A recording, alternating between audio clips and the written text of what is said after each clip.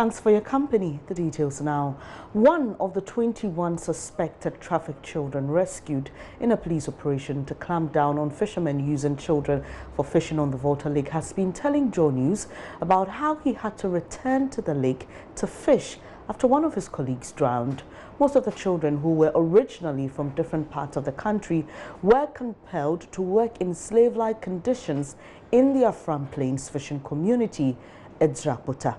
Meanwhile, Public Relations Officer of the Eastern Region Police, Francis Gomado, says the police will deal with fishermen and boat owners engaged in the act. Maxwell Agbagba has more in this report.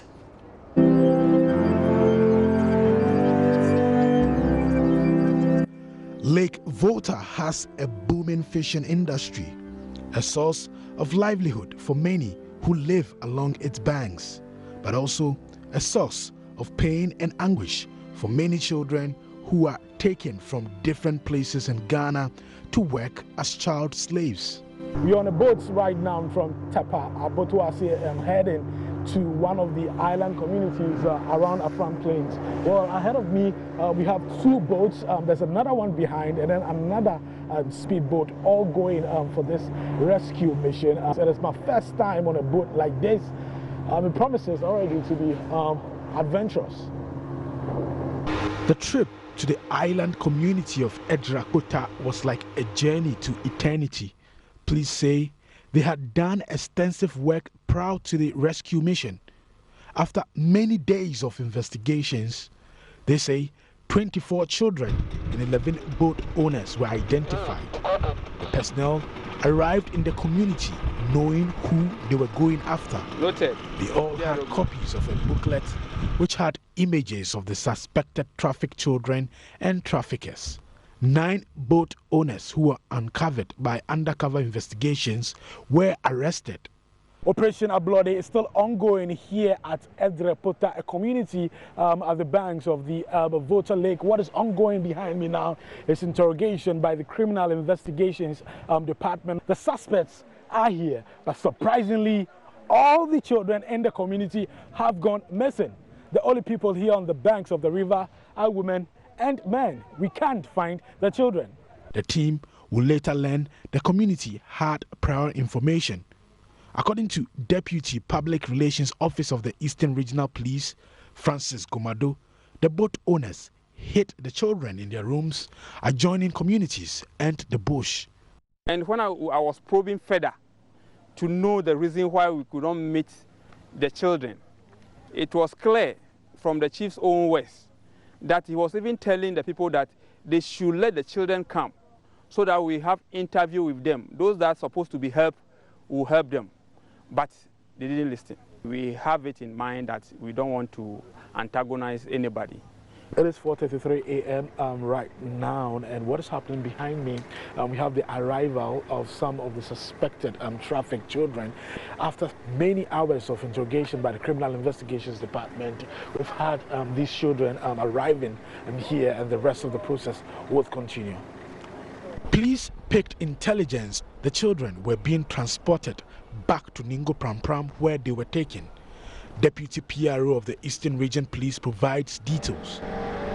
They were put in a car, a bus, with one male and one female to actually lead them to where they brought them from. And the vehicle that was transporting the 16 of the trafficked children, suspected trafficked children, were intercepted at Atimpoku. I've met one of them I choose to call Kwame.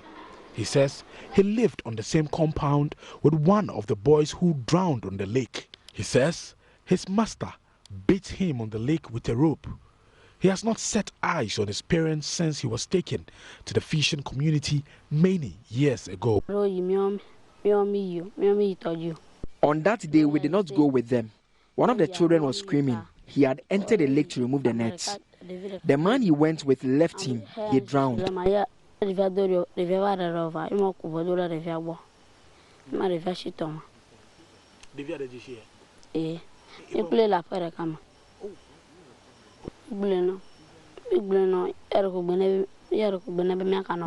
lived in the same house with the boy who died. I told him I was scared, but he allayed our fears. He said nothing will happen to us. We cast the net, we paddle the canoe. He usually beats us on the lake with a rope just to get us to work faster. He does not allow us to go out to play, not even football, with our friends. When JoyNews contacted the director of the anti-human trafficking at the Ministry of Gender and Social Protection, she said the Eastern Region Police did the rescue and are in the position to speak to it. Public Relations Officer of the Eastern Regional Police, Francis Gumado, says police would make sure fishermen who use children in fishing on the Volta Lake are made to face the full rigors of the law. Let me reiterate the commitment of the Eastern Regional Police Command to deal ruthlessly with boat masters who use children for fishing on the Volta Lake. So 8 of them were put before Koforia Circuit Court B yesterday morning. For these rescued children, life has just started as they are assured of balanced meal, proper health care and education. Government continues to put in efforts to clamp down on the menace of child trafficking and the use of children for fishing on Lake Volta. But it appears more needs to be done to save the situation. Maxwell Abagba, JoyNews. These children, all hope is not lost as they are going through rehabilitation and aftercare before they will be taken to their families. Godson Glau was taken from his parents when he was only 7 years and was rescued after 10 years. Like Kwame in our earlier report, he says he saw his colleague drown while he was badly injured by a stump in the lake and attempted suicide. Here's Godson sharing his story before a crowd in Texas.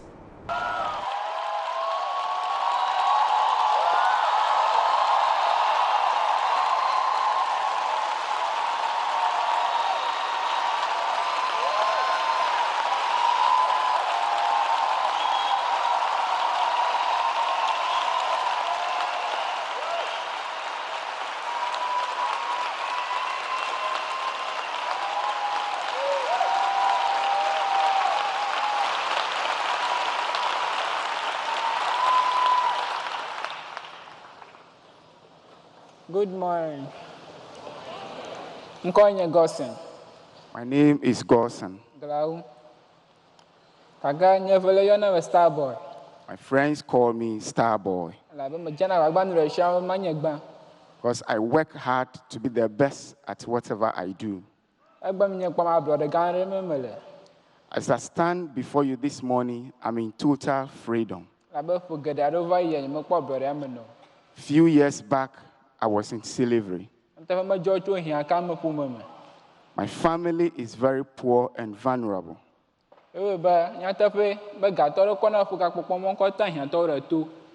Indeed, some rich tried to exploit the poor. I was only 7 years old when a man came to pick me from my parents with the promise that I will be enrolled in a better school. Where he took me to, there is no school. The only opportunity there is fishing.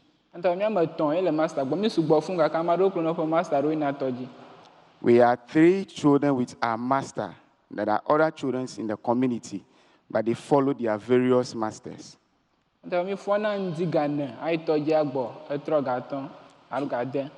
We wake up as early as 4 a.m. in the morning for fishing and come back at 6 p.m. in the evening.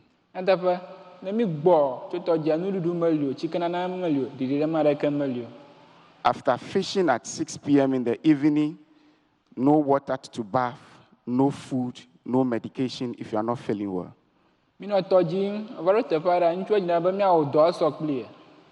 Our master expects us to work like him.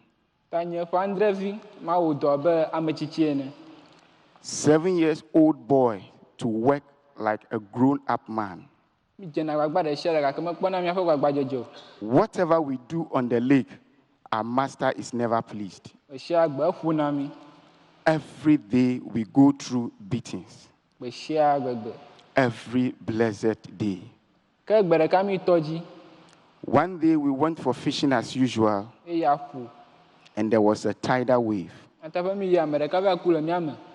One of my friends got drowned on the lake.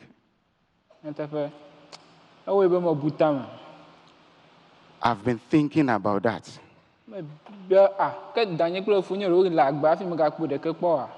That where are my parents? That none of them never showed up. And on the third day, when the dead body of my friend was brought offshore, I wept and I asked myself, is this how my life will come to an end one day? By the grace of God, I survived.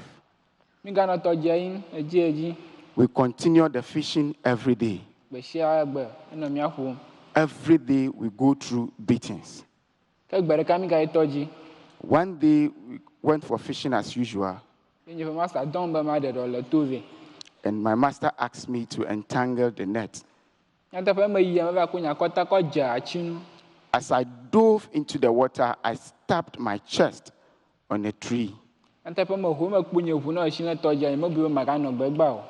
Looking at my blood on the water, I considered myself to be a dead person. Despite